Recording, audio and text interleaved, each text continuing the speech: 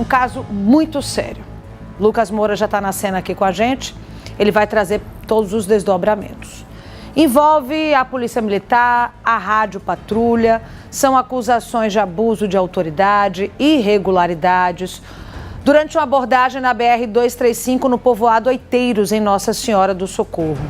A defesa de um dos envolvidos denuncia que policiais teriam plantado drogas e desaparecido com R$200 mil encontrados no veículo. A PM nega. Lucas, eu sei que você está com o entrevistado, a gente vai aprofundar tudo o que aconteceu. Me permita só passar para quem está em casa, meu diretor Fredson Navarro, desde já as imagens, tá? Só para que você lembre, porque isso já tem algum tempo. As imagens acontecem durante a abordagem, como vocês estão vendo aí.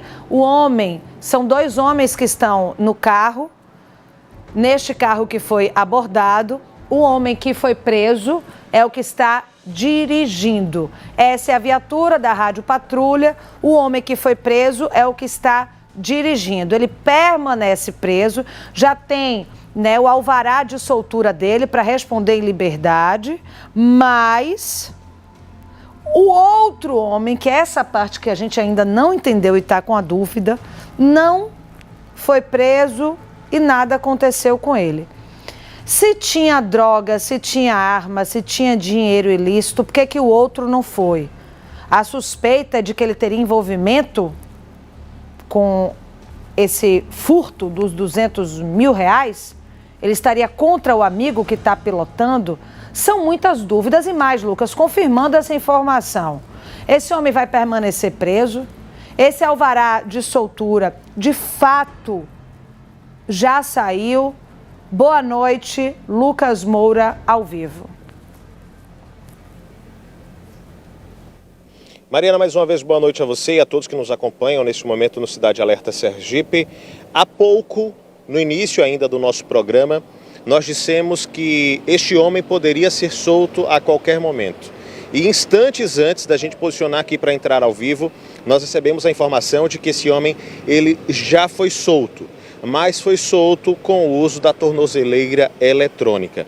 Nós vamos explicar toda essa história agora com os advogados que aqui estão. Eu estou aqui com o Jorge Francisco, também com a Lilian Andrade. São advogados que representam os interesses desse homem que, repito, e essa é uma informação exclusiva, este homem, há poucos instantes, eu recebi informação, minutos antes, segundos antes de entrar aqui ao vivo, ele foi solto e está utilizando tornozeleira eletrônica, mesmo não sendo indiciado pela polícia. Vamos explicar toda essa história. Doutor, começo conversando contigo.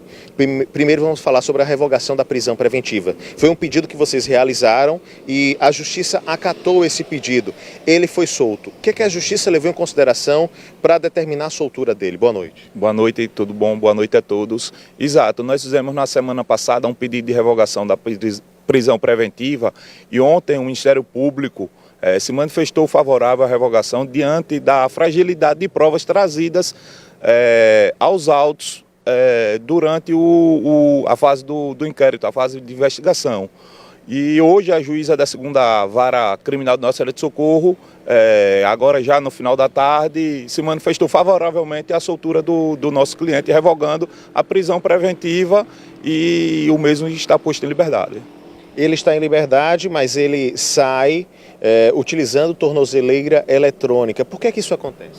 Ele está utilizando tornozeleira eletrônica porque o processo ainda está em andamento e ao final do processo ele pode ser condenado, como também pode ser absolvido. E a tornozeleira é uma medida que o judiciário utiliza para manter o réu o indiciado, o não indiciado, na verdade ele não foi indiciado, manter ele no distrito da comarca. Para que ele não se distancie. Isso, e que a Justiça tenha com facilidade a identificação do paradeiro dele, é uma estratégia utilizada. Agora, doutora, nós temos aí, e o doutor traz muito bem essa informação, o não indiciamento dele dentro desse inquérito policial, o que foi inclusive utilizado como base para que ele fosse solto, né, para que a prisão fosse revogada. Por que ele não foi indiciado? Por que o delegado acreditou que não havia e que ele não praticou um crime? Então, boa noite a todos. A autoridade policial competente, analisando toda a situação, entendeu sobre o argumento de que a situação de flagrância dos crimes de tráfico de drogas e porte ilegal de arma de fogo teria veracidade incerta. Ou seja, os elementos probatórios trazidos aos autos não ensejaria uma decretação mais dura, mais firme, que seria a prisão dele. Por isso, o não indiciamento. Em outras palavras, me corrija se eu estiver errado, é como se o delegado estivesse dizendo que o próprio delegado, depois de realizar a investigação, não tinha certeza que a droga e a arma eram do cliente de vocês? Exatamente isso, né? Houve a dúvida, né? Não teve elementos robustos, né? de autoria e materialidade, que a gente chama assim. Existe a dúvida justamente nesse ponto que o Ministério Público e a juíza hoje, ao se manifestar, deixou claro que existe a dúvida quanto à autoria, também quanto à materialidade do fato, do crime imputado ao nosso cliente. Na verdade, são dois crimes, né? Seriam o tráfico de drogas e também o crime de porte ilegal de arma de fogo. E aí, dentro desse contexto, eu quero lembrar ao nosso telespectador, porque é um caso do mês de janeiro, é importante que a gente relembre, que nas manifestações que foram trazidas à imprensa a respeito desse caso, o cliente de vocês, por meio da defesa, obviamente, negou ter essa droga e negou ter essa arma. Ou seja, em outras palavras, ele teria dito que tanto droga quanto a arma foram plantados dentro do veículo. Então, essa decisão da delegacia, da autoridade policial, é uma decisão que, na opinião de vocês, confirma a versão do cliente de vocês? Sim. A defesa entende por esse entendimento, né? Tanto que o delegado, no relatório final, não indiciou. Não teve provas suficientes de autoria e materialidade. Por isso a incerteza, né? A dúvida sobre o fato. Certo, perfeito. E aí, dentro desse contexto, nós temos essa questão de dentro do carro a presença dessa droga, dessa arma que o cliente de vocês disse que não era dele, que foi plantado. E nós temos também um outro fato, que são R$200 mil que o cliente de vocês afirmou que estava dentro do veículo e esse dinheiro sumiu. Sobre esse dinheiro, o inquérito policial se manifesta, o delegado se manifesta em algum momento, isso é citado durante esse procedimento investigatório? Sobre esse dinheiro, está tramitando separadamente ao inquérito policial uma sindicância na corregedoria da PM. Isso ocorre em segredo de justiça, o Código Militar é quem vai apurar e aí a gente ainda não tivemos acesso a como está o andamento dessa sindicância. Perfeito, mas sobre os fatos, eu vou perguntá-los então sobre os fatos, já entendi que está sob segredo de justiça. Sobre os fatos, o cliente de vocês afirma que estava com R$200 mil no carro. Exato. E ele afirma que esse dinheiro sumiu. Exato. No momento do relatório de ocorrência policial do ROP, os policiais mencionam esses R$200 mil? Não. Não é mencionado. Não é mencionado, né? Eu vou contextualizar para o pessoal que está em casa nos acompanhando nesse momento, porque é o seguinte, toda essa história, ela começa quando o cliente deles é abordado na BR-235, é abordado por uma viatura da Rádio Patrulha, policiais da Rádio Patrulha. Essa abordagem acontece na BR-235, na altura do povoado Oiteiro, saída de Aracaju em direção a Itabaiana, BR-235. Nessa abordagem, eles vêm para Aracaju, o cliente de vocês é conduzido e é levado à delegacia e com o argumento de prisão em flagrante, lá ele passa para audiência de custódia e tem a prisão em flagrante convertida para prisão preventiva. Estou relatando certinho, não é isso? Exato. Só que nesse intervalo, entre o momento da abordagem e o momento que ele é levado para a delegacia, alguns fatos acontecem. E aí nós temos versões sobre esses fatos. A polícia diz que encontrou dentro do veículo drogas e uma arma. O cliente deles, como já foi dito aqui, diz que essa droga e essa arma foram plantados.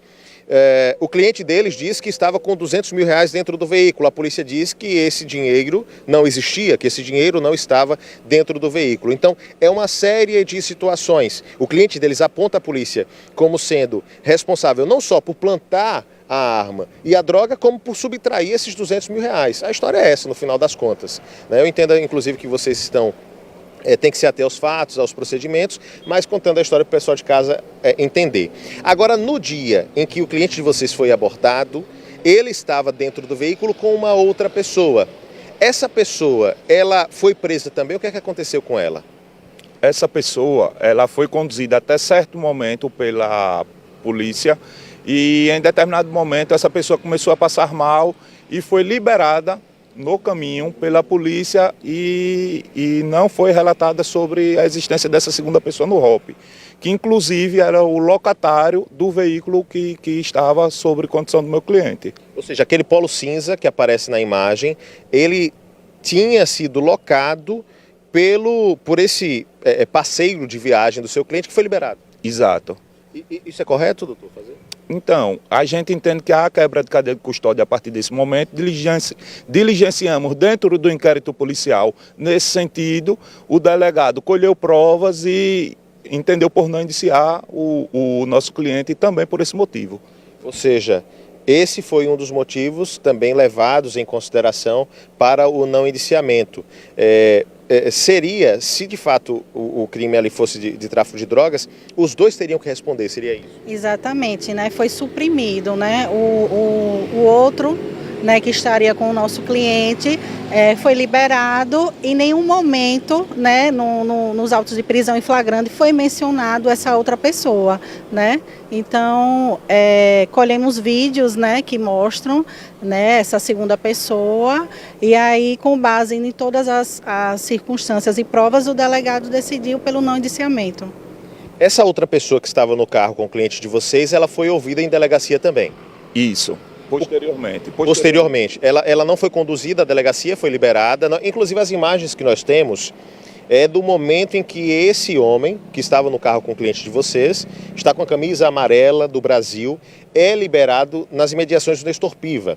A polícia disse em versão oficial que ele foi liberado porque estava se sentindo mal e precisava de atendimento médico. Só que há uma informação que foi divulgada na imprensa de que esse homem nunca deu entrada no Nestor Piva e, como todos observam na imagem, ele sai caminhando como se nada estivesse acontecendo.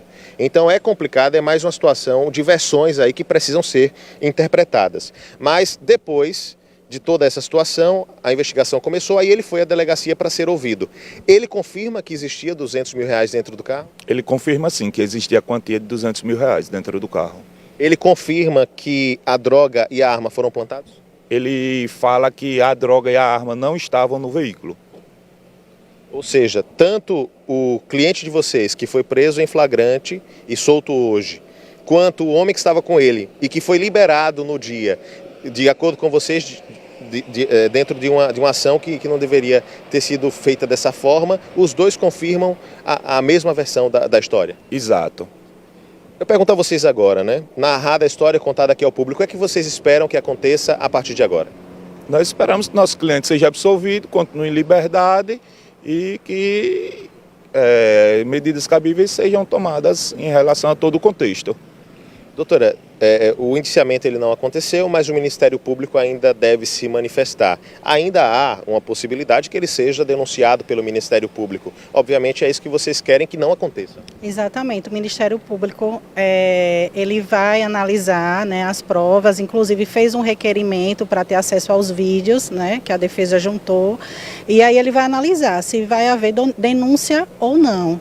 Né? Então vamos aguardar aí se vai haver ou arquivamento.